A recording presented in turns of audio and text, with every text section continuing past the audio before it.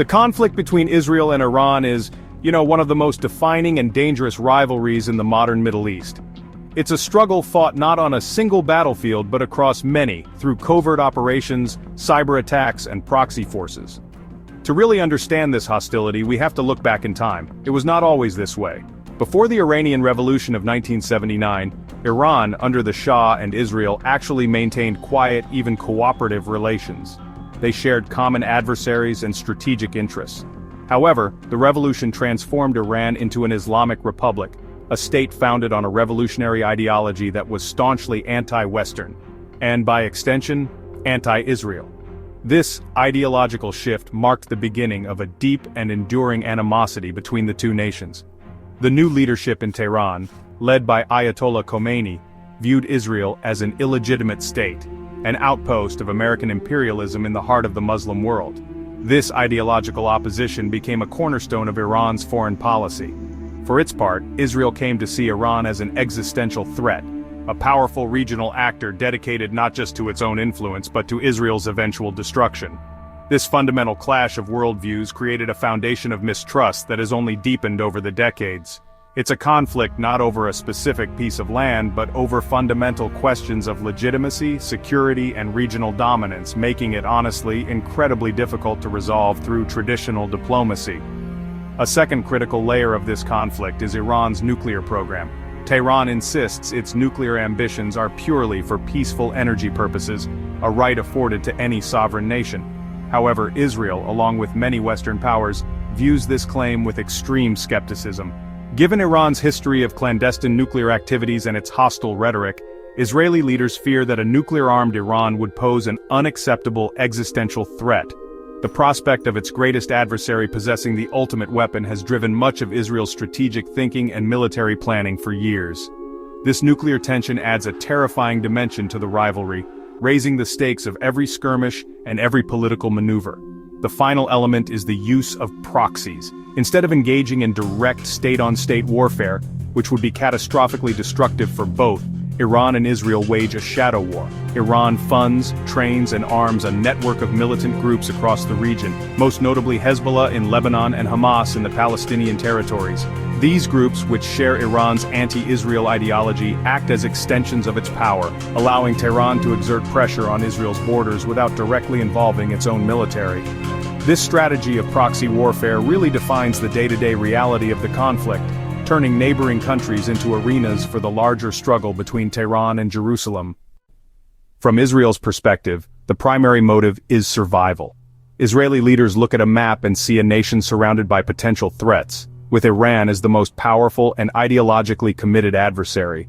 The fear is not just of a conventional attack but of a multi-front war, with proxies like Hezbollah firing rockets from the north and Hamas attacking from the south, all orchestrated by Tehran. Iran's public calls for Israel's demise are taken literally in Jerusalem. Therefore, Israel's actions are framed as defensive and preemptive.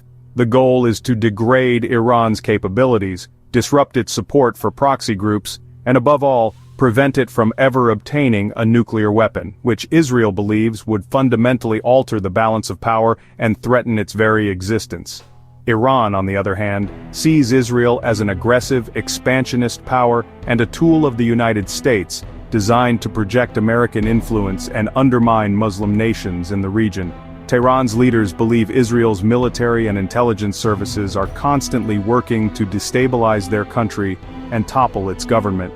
They view Israel's undeclared but widely acknowledged nuclear arsenal as a profound hypocrisy and a direct threat to their own national security. For Iran, supporting groups like Hezbollah and Hamas is not just an ideological mission, but a strategic one.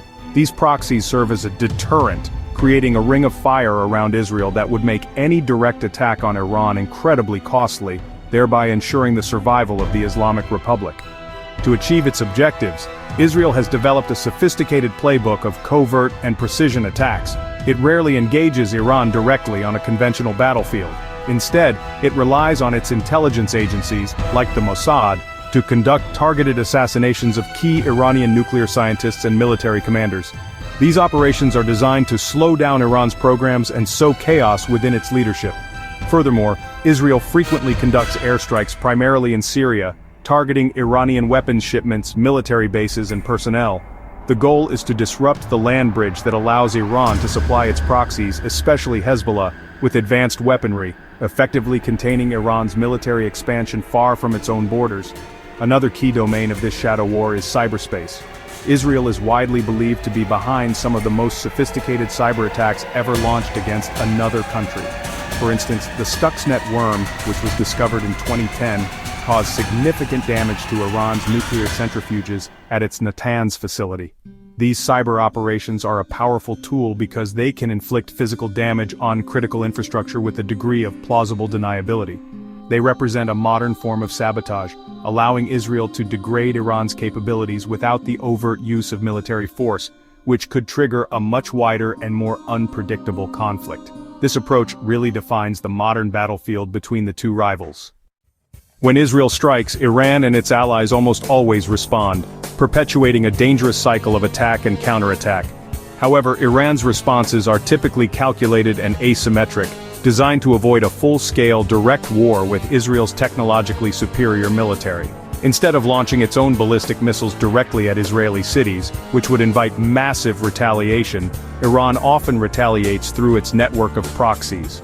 For example, following an Israeli airstrike in Syria, a pro-Iranian militia might launch rockets into the Israeli-occupied Golan Heights. Or, following a covert operation, Hamas or Palestinian Islamic Jihad might escalate tensions from Gaza, drawing Israeli fire and shifting international attention. This reliance on proxies serves multiple purposes for Tehran. It provides plausible deniability, allowing Iran to claim it was not directly involved, thereby muddying the waters and making a direct Israeli response against Iran itself more difficult to justify internationally. It also keeps the conflict at arm's length, bleeding Israel through a war of attrition on its borders rather than risking the Iranian homeland. Iran has also been accused of targeting Israeli or Jewish interests abroad, such as diplomatic facilities or tourist sites, as another form of indirect retaliation. This strategy demonstrates Iran's global reach and its willingness to fight on multiple fronts far from the Middle East. The period between 2020 and 2025 has been marked by several significant escalations. One of the most prominent was the January 2020 assassination of Qasem Soleimani, the powerful commander of Iran's Quds force, in a United States drone strike in Baghdad in which Israel was reportedly involved. This event led to a direct, though limited, Iranian ballistic missile attack on United States bases in Iraq. More recently, in April 2024, an Israeli airstrike on the Iranian consulate in Damascus, Syria killed several high-ranking Iranian military officials. This was a major escalation, as it targeted a diplomatic compound, which is considered sovereign territory. Iran's response to the 2024 consulate strike was, honestly, unprecedented. For the first time, Iran launched a direct, large-scale missile and drone attack from its own territory toward Israel. While the vast majority of the projectiles were intercepted by Israel and its allies, the event marked a significant shift, breaking the long-held taboo of direct state-on-state attacks. It demonstrated that Iran's strategic patience has limits, and that it is willing to risk a wider war to re-establish deterrence. Israel's subsequent more limited counterstrike on a military base inside Iran showed a desire by both sides to step back from the brink of a full-scale conflict, but the incident shattered the old rules of engagement. The conflict between Israel and Iran, while regional, has profound global implications that keep world leaders on high alert. The first and most immediate concern is the stability of the entire Middle East. A full-scale war between these two military powerhouses would not be contained within their borders. It would inevitably draw in neighboring countries, igniting a regional conflagration. Lebanon would likely be devastated due to the presence of Hezbollah. Syria would become an even more intense battleground. The Gulf Arab states, many of whom have their own rivalries with Iran, could also be pulled into the fray, leading to a humanitarian catastrophe and unprecedented political instability across the region. A second major global concern is the impact on the world's energy supply. The Strait of Hormuz, a narrow waterway off Iran's coast, is the world's most important oil choke point. Nearly a fifth of the world's daily oil consumption passes through it. In any major conflict, Iran could attempt to close or disrupt shipping in the strait, causing a severe shock to the global economy. A sudden spike in oil prices would lead to inflation, harm businesses, and affect households around the world. The mere threat of such a disruption is enough to cause volatility in global markets, highlighting how a distant regional conflict can have direct economic consequences for everyone. The involvement of superpowers further complicates the situation and raises the stakes. The United States is Israel's staunchest ally, bound by deep strategic ties and a commitment to Israel's security. A major attack on Israel would almost certainly compel some form of American response, potentially drawing the United States military into another Middle Eastern war. On the other side, Iran has cultivated closer ties with Russia and China, who often provide diplomatic cover at the United Nations and engage in military cooperation. A conflict could therefore become a proxy battleground for global powers, echoing the dangerous rivalries of the Cold War and risking miscalculations that could lead to a much broader confrontation. Ultimately, the world worries because the Israel-Iran conflict sits at the intersection of several global fault lines: the proliferation of nuclear weapons, the stability of energy markets, and the competition between great powers. A direct war would unleash chaos with unpredictable consequences. It risks a devastating humanitarian crisis, a global economic recession, and the terrifying possibility of the conflict escalating to a nuclear level. For these reasons, international diplomacy is constantly at work, trying to manage tensions, de-escalate crises, and prevent the shadow war from breaking out into the open. The world watches, hoping that restraint will prevail over the powerful forces pushing these two rivals toward a catastrophic collision.